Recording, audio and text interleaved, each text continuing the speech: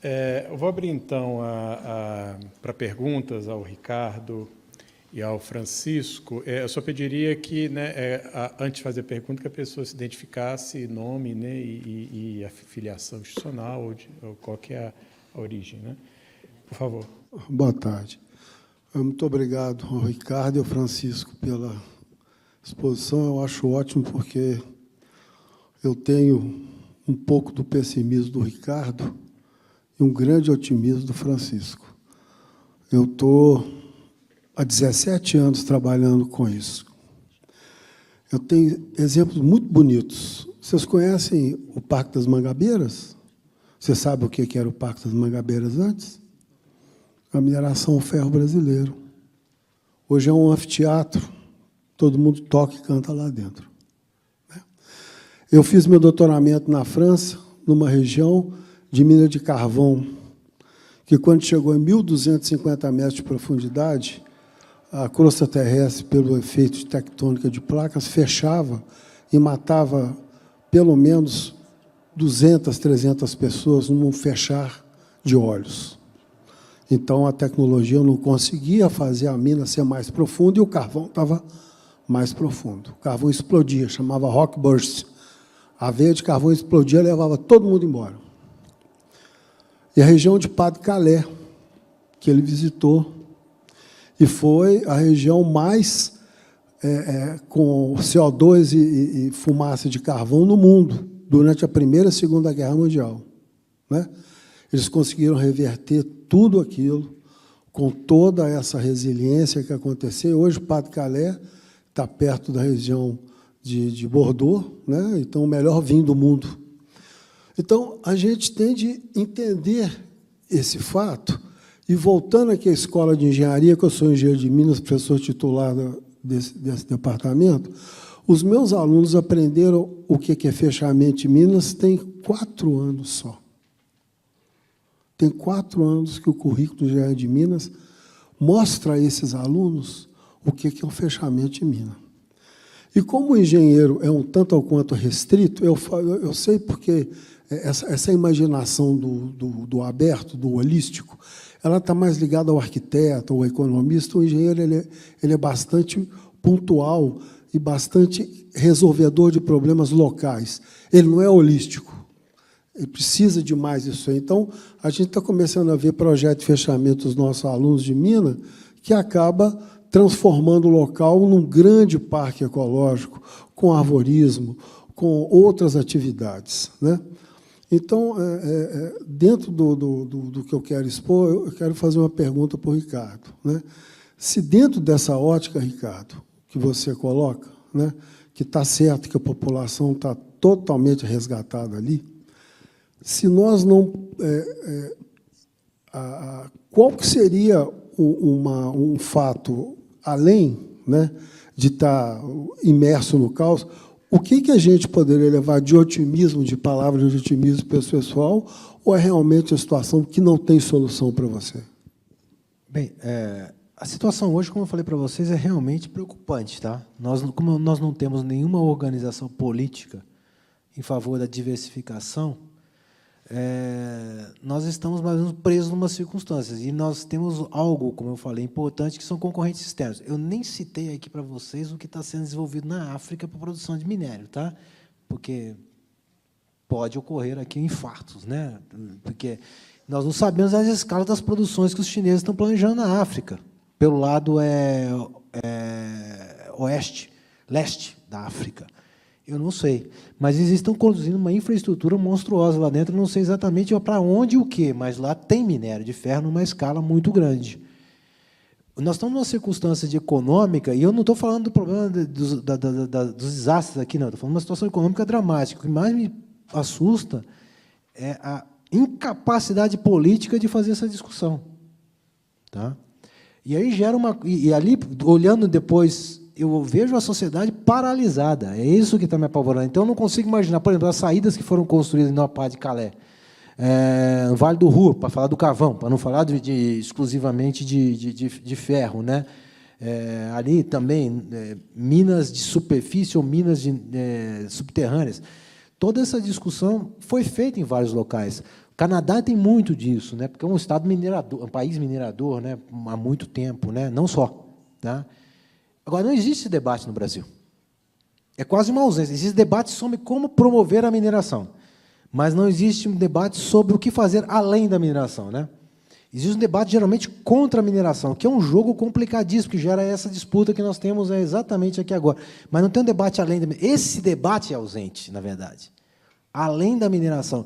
E nós não temos uma capacidade. Você pode ver, hoje o que nós estamos discutindo hoje é o que fazer para que a mineração funcione. É isso, né? Mas o que fazer além da mineração? Este é o grande buraco político que nós não temos. Não temos nenhuma... Aliás, nem mesmo essa pergunta é feita mais. Essa pergunta Minas fez na década de 60. Tá? Minas fez na década de 60 e teve uma resposta. E foi relativamente bem sucedida. Tá? Foi relativamente... Nós não temos essa pergunta agora. Tá? Então, nós temos uma ausência do que ir além da mineração. E como nós vamos além da mineração, essas discussões foram colocadas aqui, um tanto também mapeada aqui, pontuada pelo Chico, tá? Fica sem interlocutor. Né? Nós ficamos brigando com a mineração, não queremos que a mineração saia, não, mas queremos que ela fique, mas ninguém pensa, né? Tá? Isso é que é realmente preocupante. Então, de fato, as pessoas estão presas. Você transformar antigos locais de mineração em alguma outra coisa é pensar além da mineração. Não se pensa. Tá? Não se pensa. Tá? Realmente não é.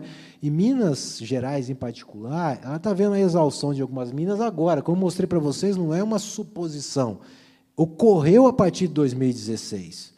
Tá? Aliás, para quem sabe do projeto T11D, já estava planejado em 2008 isso. Ele acelerou em 2010. E entrou em operação em novembro de 2015 e escalou em 2016. Esse que é o time. A Vale colocou, acho, uns 14 bilhões lá dentro. É o maior projeto privado do Brasil. Né? E nesse intervalo, o que se fez? Pensou-se além da mineração? Não. Então, realmente, nós estamos numa situação muito complicada. Esse é o meu grande desconforto em relação aos atores políticos. Né? Não temos saída. É possível fazer alguma coisa? Nós temos exemplos.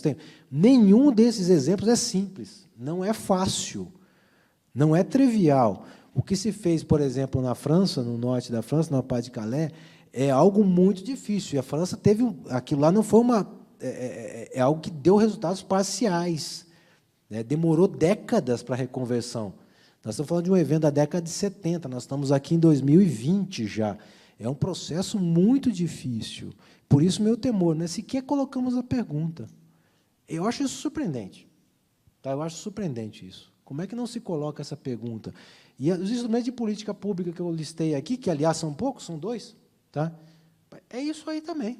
Não tem mais do que isso. São 2 e são ruins. Tá? São 2 e são ruins. Eles não têm nenhuma pretensão efetiva de colocar esta pergunta, o que fazer além da mineração, como uma questão política, de política pública, de compromisso político, de debate. Né? Não tem. Talvez seja essa a nossa função. Não tem. Eu lamento, mas eu estou realmente refletindo minha desconforto. E o que ocorre, eu acho, agora só completar para o outro lado, eu falei muito para além da mineração. Agora, a mineração em si, pensando do outro lado, fazendo um raciocínio especulativo aqui, a mineração também fica numa situação muito desconfortável, porque ela tem que fechar a mina. É inevitável fechar uma mina. Não vamos pensar que isso exaure. A certo ponto, você começa a ter que bombear água, puxar água, os desmoronamentos começam a se tornar mais intensos, fragmentação de solo, o solo não é adequado para fazer aprofundamento da mina. Tem um problema também de exploração. E ela fechará aquela mina. Né? O que acontece, muitas vezes, para a mineradora é que ela também fica responsável por um caos econômico, social, que rebate contra ela e torna isso também mais difícil para ela, o fechamento da mina. Não é, de fato, também uma situação só desconfortável para o lado de quem está... A mineradora, também, do ponto de vista econômico, o ônus para ela se torna muito grande se aquela localidade toda é dependente. Então, é como se fosse assim... palavra horrível, um abraço de 2 cadáveres. Né? A cidade morre, a mineração morre, e a empresa paga um ônus incrível, e, do outro lado, as pessoas ficam sem desemprego e... É feio. E por que isso ocorre? Porque nós não planejamos o longo prazo. É simplesmente isso. Foi colocado aqui pelo Chico, não vou me repetir, mas ele falou basicamente isso. Não tem uma visão de longo prazo. Nossa visão é curto-prazista. Né? É curto-prazista. Tá? E, olha, uma diversificação, a política de diversificação para além da mineração, ela tem que pensar 2 décadas antes. Quando abre a mina, tem que é o que você colocou, né, aqui num dos slides. Se abre a mina, você já tem que pensar o fechamento dela. Né? Nós temos um exemplo no Chile extremamente forte, eu só vou falar isso. No Chile, não, no Peru. A BHP, para abrir uma mina de cobre e de ouro, ela tinha praticamente um planejamento para fazer essa mina produzir de 8 anos. Foi chamado uma consultoria internacional e estudou a geografia econômica do local. E estudaram e viram que a população produzia truta de forma artesanal e lhamas de forma artesanal. Então, aí a consultoria da BHP falou com eles assim, olha, a forma de vocês entrarem, e eu acho que é o Sandeiro Luminoso, né, que não deixava chegar no local, mataram 2 geólogos, inclusive um aluno nosso, né, é vocês fortificarem a economia local. Foi uma experiência extremamente forte. Eles ensinaram o pessoal a congelar a truta, fizeram uma cooperativa de produção de trutas de água, claro, de água doce, e ensinaram o pessoal a confinar a lhama e vender a carne e vender a lã. Então, a mineração chegou lá comendo carne de peixe e carne de lhama, né? Ela também ficou refém daquela situação. Mas a economia local não depende da mina. Então, esse planejamento o Brasil não tem. O Peru, com isso, a recuperação, o fechamento de mina, o planejamento de lavra no Peru, exige-se integralmente que a área seja economicamente viável. Meu nome é Marina, eu sou da área da comunicação e hoje eu trabalho numa empresa de consultoria, que é a Integrate, que presta serviço para algumas empresas mineradoras. E destacando um pouco algumas coisas que foram discutidas aqui, né, a necessidade de diversificação da economia ela está posta, né, ela está colocada. E aí, acrescentando ao que o professor Francisco falou, que é de pensar os indicadores e de acompanhar esses indicadores, e amarrando isso com o objetivo 17, que é de envolver os vários atores, e somado ao que foi falado de manhã, né, que é a dificuldade de compartilhamento das informações. Eu fico pensando se esse fórum não poderia contribuir nesse sentido, e a universidade nesse sentido, pensar quais são os indicadores econômicos que devem ser observados no município minerador, quais são os indicadores ambientais e, principalmente, hídricos, que devem ser acompanhados pela sociedade civil. E aí é isso, a mineradora ela não vai falar, ela não vai dizer isso. Os municípios e o poder público, muitas vezes, não estão preparados para poder dizer sobre isso. Então, não seria esse o papel da universidade? Esclarecer quais são esses indicadores, dar luz a eles e as formas como eles possam ser acompanhados, para que os vários atores terem um balizamento e se envolverem com a situação? Eu acho que você está completamente certa. Eu acho que esse é papel, sim, da universidade. E, tentando responder por que ela não faz, é porque ela também esbarra num modelo que está aí, que foi estabelecido e que é ruim, mas que é poderoso o suficiente para continuar sendo ruim enquanto não houver uma oposição maior a esse modelo que está aí. Certamente que vários membros das empresas eles têm noção disso, eu diria mais, eles têm conhecimento disso, mas não faz porque não é uma exigência, pode ser feito da forma mais barata e ruim, e é o que está acontecendo. Então, eu apenas quero dizer que, de fato, nós temos que tomar... Hoje o Renato falou em protagonismo. Eu acho que a academia tem, sim, que tentar se fazer mais presente nessas discussões, mas, embora ela é muito livre aqui para discutir isso, está aqui um exemplo, não significa que ela seja tão livre assim para sentar numa mesa de discussões e dizer que o modelo precisa mudar. Mas ela pode influenciar para que a legislação mude, para que esse modelo seja outro. Eu eu me penitencio, porque eu acho que é isso mesmo, eu acho que a gente não consegue falar, não é que nem não consegue falar para as pessoas certas, não consegue fazer que a fala se torne ação, porque não tem um respaldo da legislação para fazer isso. É simplesmente tão simples dessa forma. Boa tarde. Eu sou bióloga aposentada da UFMG. Nasci no quadrilátero ferrífero e o que eu me lembro é do meu pai falando: ali tinha um morro, a mineração levou ele lá para a China. Então, assim, eu queria perguntar mais para o economista ali pelo seguinte: será que não é compensador para a mineração essa história de que ela não precisa pensar no começo nem no final, porque o lucro que ela tem é muito grande? Então, compensa ela ignorar as pessoas, né, que vivem na região, ignorar as obrigações que ela teria se ela tivesse uma outra visão, né, de mineração, porque sempre vai ter um Moçambique, né, sempre vai ter um Pará, para ela buscar alguma coisa. E outra, se precisar, ela pode até voltar a fazer coisas aqui, porque ela levou muito, mas não levou tudo ainda, vamos dizer assim. Então, a minha pergunta é mais para o economista. Eu sou catastrófica, que nem ele também. Bem, já me foi dito, esse tempo atrás, teve uma discussão sobre as estratégias. No caso, especificamente, estamos falando da Vale, né, porque é a grande mineradora do Brasil. Inegável, né? Não há o que discutir. Se a empresa não assume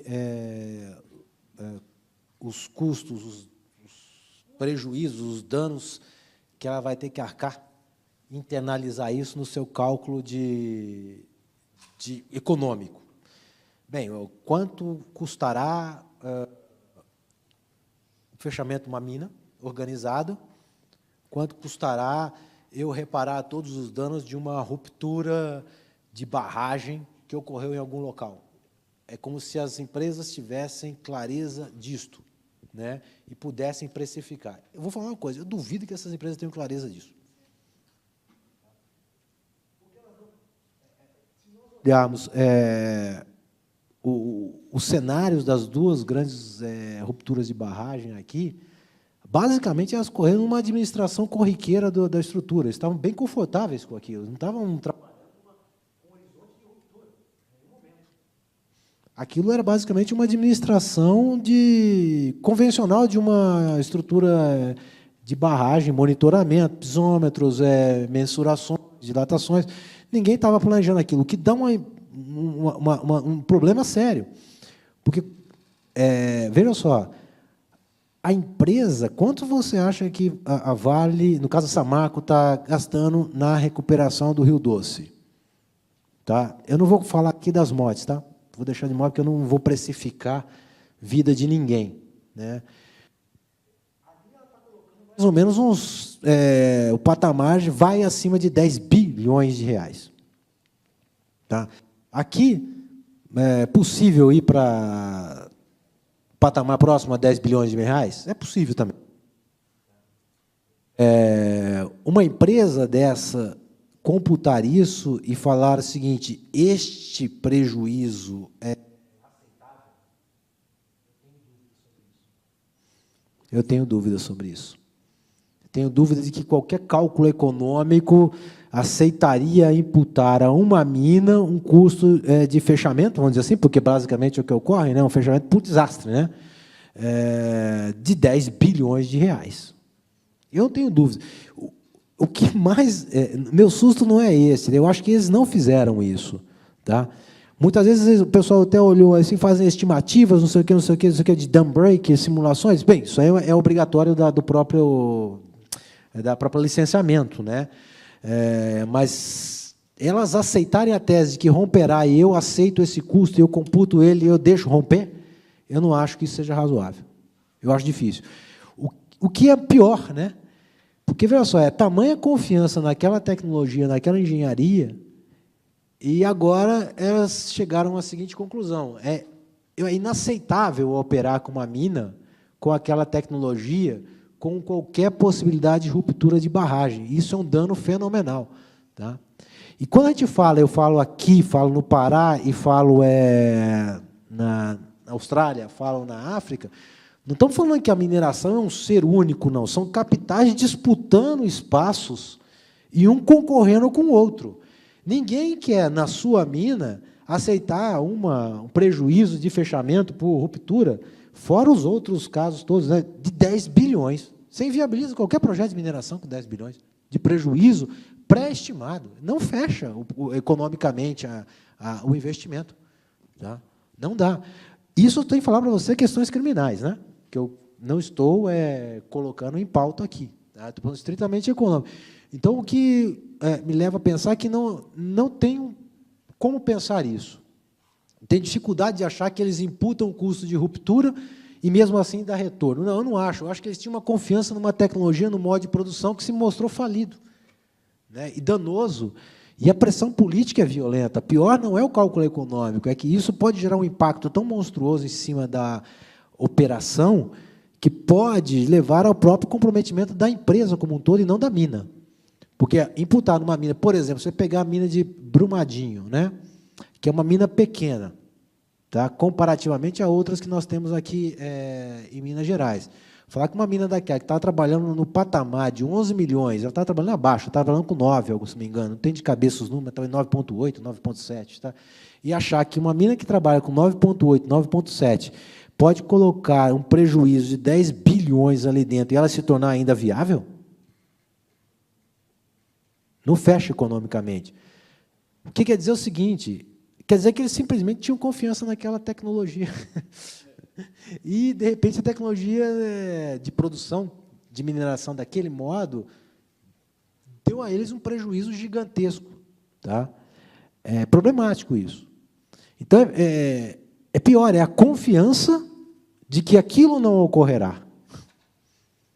Não é imputar aquilo, porque se eu imputar no cálculo econômico 10 bilhões, já é um problema. Já é um problema, porque eu estou assumindo que eu sou falho.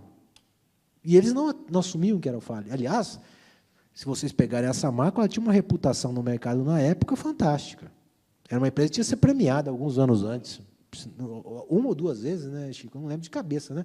Porra, eu também não tenho, mas tenho certeza que uma foi como a empresa do ano no setor de mineração, acho que em 2008, 2009, não lembro exatamente, ou 2013, acho que 2 anos antes até. 2 anos antes. Veja, é complicadíssimo isso, eu não acho mesmo. O pior é que isso daí não é nenhum alento.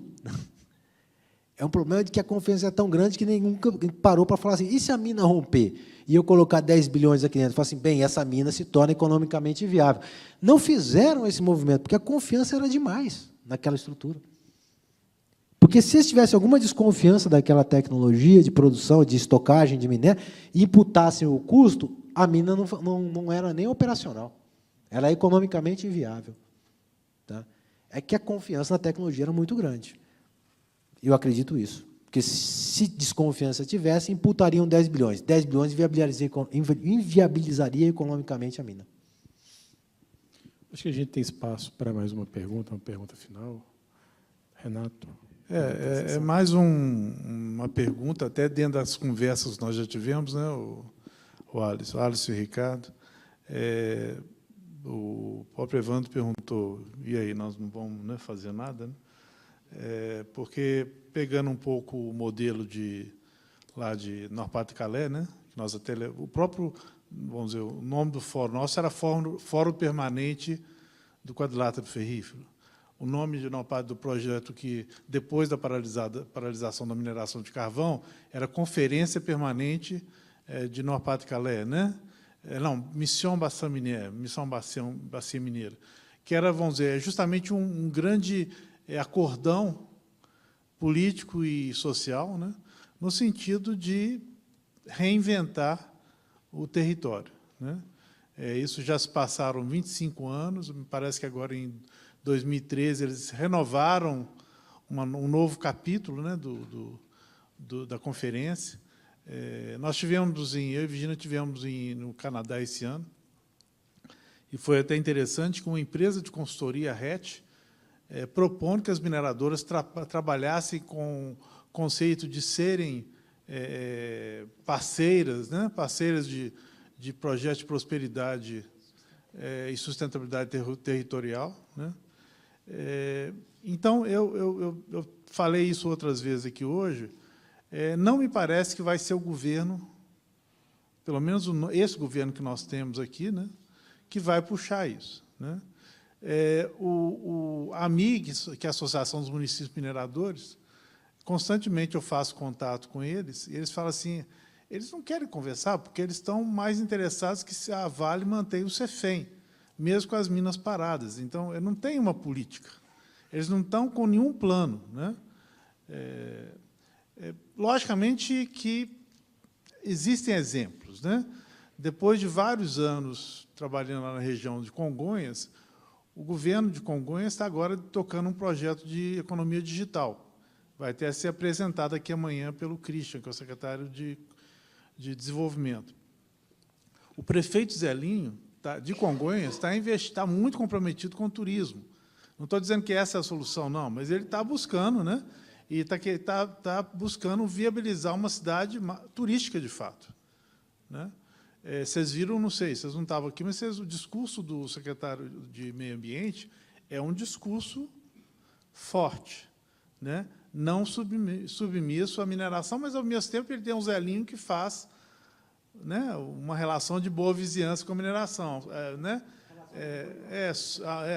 Como é que chama o negócio mesmo? Sopra e morde e sopra, né?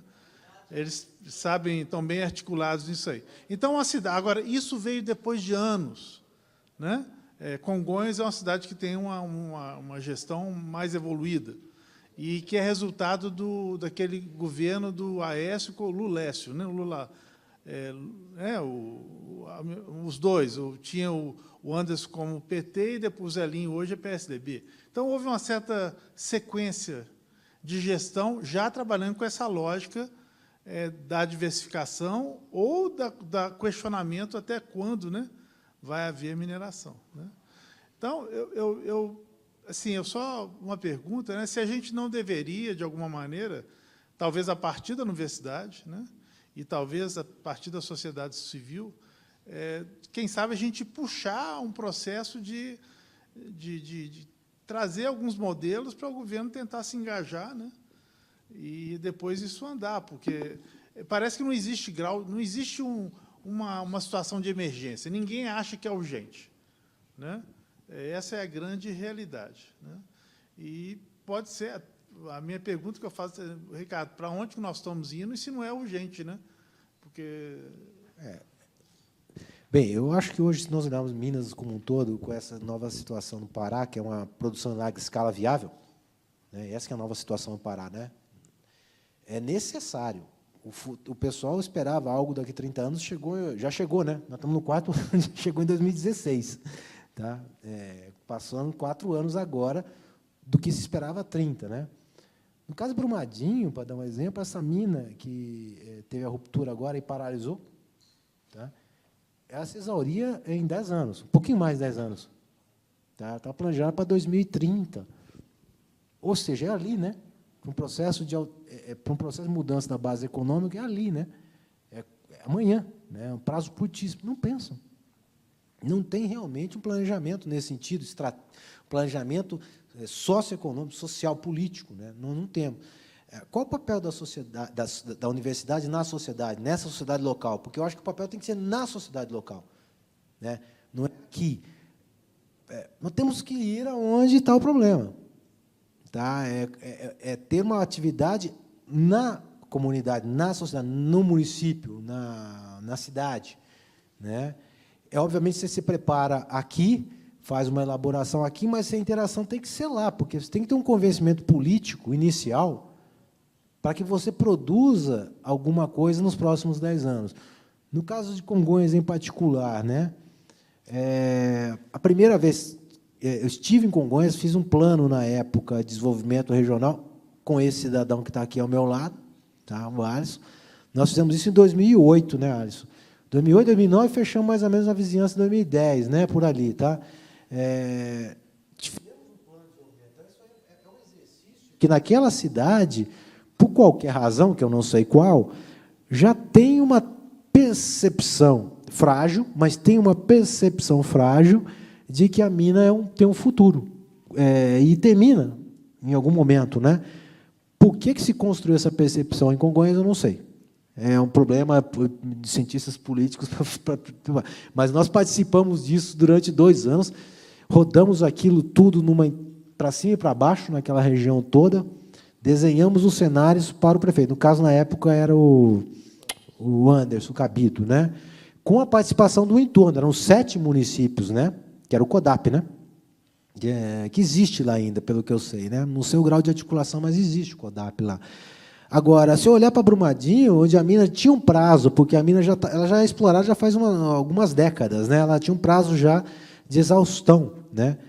Já tinha fechado até a mina de feijão, eles iam utilizar a exploração de jangada e colocar o rejeito dentro da cava de feijão. Esse que era o arranjo, né? Pelo menos no licenciamento de 2019, né, 2018, né, estava colocado assim. Qual era a proposição do município para além da mineração?